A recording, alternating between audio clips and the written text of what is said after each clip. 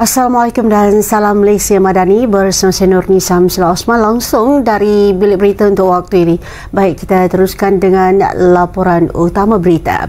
Bertemakan keterangkuman dan kemampanan Menteri-Menteri Ekonomi ASEAN AEM tahun ini menganjurkan lebih 20 mesyuarat dan program sampingan merangkumi pelbagai isu strategik serantau. Baik, kita bersama Izu Yusof di lokasi bagi mendapatkan perkembangan hari ini. Silakan Izu.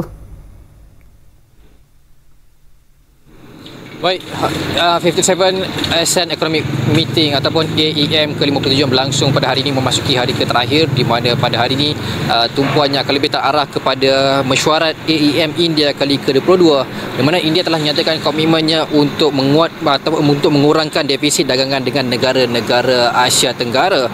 Susulan daripada itu, sebagai timbal baliknya, ASEAN telah mengemukakan pakej barangan baharu di bawah Perjanjian Perdagangan Barangan ASEAN India ataupun I3 sebagai langkah bagi menangani ketidakseimbangan dagangan serta mempercepatkan semakan perjanjian. Ia susulan daripada India yang mengalami defisit dagangan yang tinggi dengan rantau ASEAN, menyebabkan jumlah import dari ASEAN lebih tinggi daripada ekspor India ke rantau ini. Jadi sebagai langkah tersebut, India tidak lagi mahu menjadi hanya sebagai pasaran pengguna, tetapi sebaliknya mahu memainkan peranan yang lebih aktif dalam membentuk semula struktur perdagangan dua hala. Dan ia sekaligus India akan meneroka peluang baharu dalam sektor-sektor strategik seperti elektronik dan juga farmaceutical melibatkan rantau ASEAN ini, dan ia dijangka akan dimuktamadkan pada hujung tahun ini sebagai penutup ASEAN 2025. Dalam masa sama juga, pada pagi tadi masih lagi berlangsung pada ketika ini dialog open-ended Troika AEM dan mesyuarat bersama Switzerland yang berlangsung pada pagi tadi sekitar jam 8 pagi, dan pada ketika ini